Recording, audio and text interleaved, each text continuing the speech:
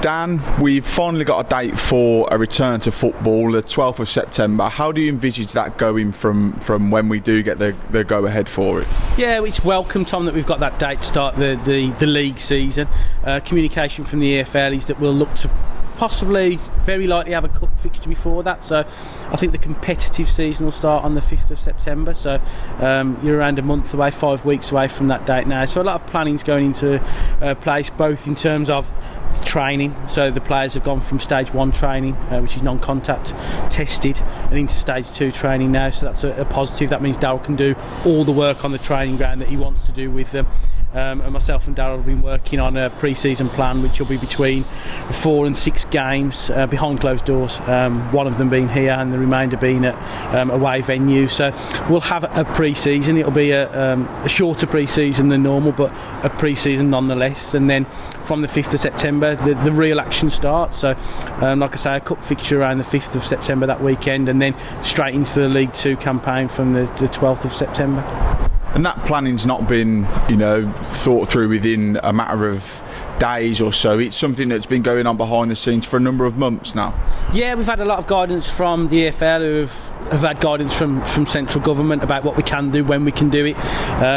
Obviously the championship season continued, as did the playoffs in League 1 and League 2. So we've been able to speak to our colleagues at those football clubs about what they did, how they did it, and obviously the guidance that the EFL have given us has meant that we've got protocols that we've got to follow to ensure we get to each stage. Behind closed doors is an easier beast to manage, because obviously apart from the staff there's nobody here, so it's easier to manage, but at the same time there's still green zones, amber zones, red zones, who can wear masks, who can go into certain areas. So there's a big body of work that we've liaised with EFL, central government, Sports Ground Safety Authority, the local authority. So that behind closed doors operations plan is complete. It's been approved by the local authority, and for due diligence purposes I've sent to the EFL for comment. Probably need a little bit of tweaking, but where we're in a good position to other clubs is the work that we've had done with the community hub and changing rooms.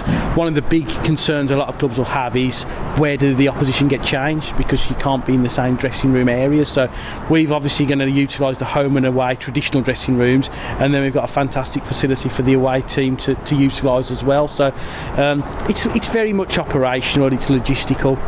It's making sure that we all understand what's going on, both the teams that are coming to us, our own staff, and obviously the management team within the football club. And the potential of fans returning to the stadium, there's been talk of when we get to October that might happen. What's been put in place from the club's point of view to make sure that when fans do come back it's safe for them? Yeah, if the behind closed doors plans were a big body of work, then the social distance plans are a huge body of work. 1st of October is a date that we're all looking at.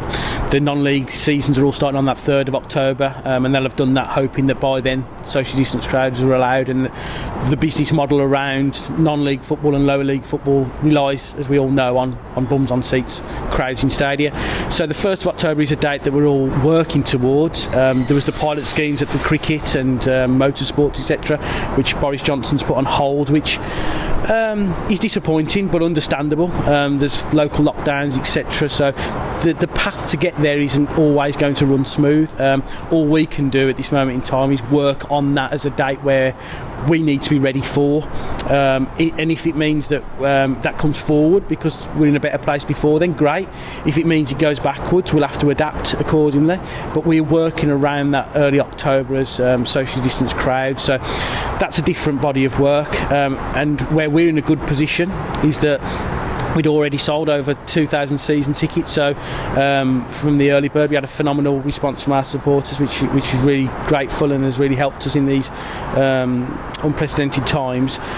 What we're now doing is communicating with our current season ticket holders about them. We know about them, we know names, ages, addresses, what season ticket they got, but what we don't know is social bubbles, what illnesses they may have, what concerns they may have. So we're communicating with our supporters, our season ticket holders, 2020-21 season ticket holders at the moment, to just gather more information, and that'll mean it might be that me and you are season ticket holders, and on the system we're just two completely separate entities, whereas in reality we've created our own social bubble, and therefore when we return we're quite happy to sit with each other. It may be that one booking reference is for 4 season tickets, and those 4 people all live in the same household and they can sit together, so we can create social distance blocks all around the stadium, and utilise as many capacity seats as we possibly can, because we envisage that the demand for seats will outstrip the supply based on the guidance that we've had from the SGSA, which is a 90-page document about cans and can't do's, mythology around who can sit where, and ingress and egress, the use of kiosks, the use of toilets. So it's a big body of work that we're going through with great detail, and liaising with the various stakeholders, and obviously from an operations point of view, all the different departments in the football club coming together to try and create an experience that is the best it can be for the supporters, and utilises as many space and capacity as we possibly can under the guidelines, and obviously then drives the revenue for the football club moving forward. So those are the key drivers, with supporter safety and the experience being the key one. So that's why we want to communicate with our season ticket holders. So all our season ticket holders will have communication in the coming days. If they don't receive any communication, please contact the ticket office, tickets@walsallfc.co.uk, and Laura Greenhouse, our ticket office manager, will happily send over the Q&A. But we have got the vast majority of every season ticket holder's details on file, mainly via email, so it will come into your email box, so please check out for that. And for those who we haven't necessarily got an email address for, we are posting out those forms as well. So I would urge our season ticket holders, please complete the form, please give us as much information as possible, because that will really help us shape the experience and maximise the capacity as and when we're allowed to have crowds returning. There's no guarantees at this moment in time about when that will be, and I do envisage behind closed doors to be the start of the season, but we are moving towards and working towards a return to crowds here at the Bankses. And I suppose on a final note, a positive for us is that we are an all-seater stadium, which means we are able to have a fairly decent capacity if and when fans can come back into the stadium. Yeah, that's the hope. I mean, there's different methods. There's a method 1, a method 2. There's a use of every row.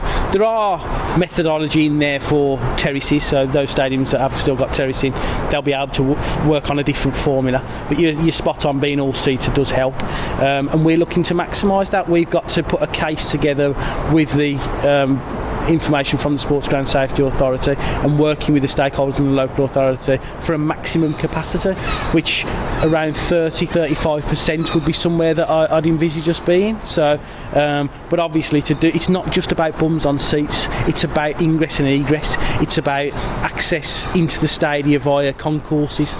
Where we're fortunate is outside of the upper and middle tier of the home serve stand, it's very much straight from the gates stroke turnstiles into the seating bowl of the stadium. That'll be a benefit of ours, because there's no pinch points like there are at other stadia, both modern and older than ours. So I feel like we're in a good place. We've got a lot of open space with our car parks as well, which we're looking to utilise, possibly moving some of the catering facilities into those areas to then allow more space, social distancing for queuing for our supporters. So there's a lot of plans in place at the moment, and what we want to do is communicate as much as possible with our current season ticket holders first and foremost, to glean as much information from them as possible, which will then hopefully give us a capacity that we can then look at reintroducing possibly the season ticket scheme for those seats that we haven't sold. Because in an ideal world, if we're allowed 3,500 supporters here, the ideal world would be that they were all season ticket holders, because the track and trace would be a lot easier. We'd know all the supporters who were in the stadium. They'd also be used to coming to the stadium and knowing where they sit, knowing the new protocol, the new norm that we're working on. So that's where we are really. But what we do need to do is make sure that we service our current season ticket holders first and foremost, make sure we meet all their needs and wants, and also where we can try and manoeuvre some spare capacity, because we'll know a bit more about the, like I say, bubbles, family situations, etc. So that's a really important body of work that we're undertaking this week. So again, just to reiterate, if supporters, season ticket holders can get that information back to the ticket office as soon as possible, that would really help us in terms of shaping how we see a socially distanced Banksy Stadium look.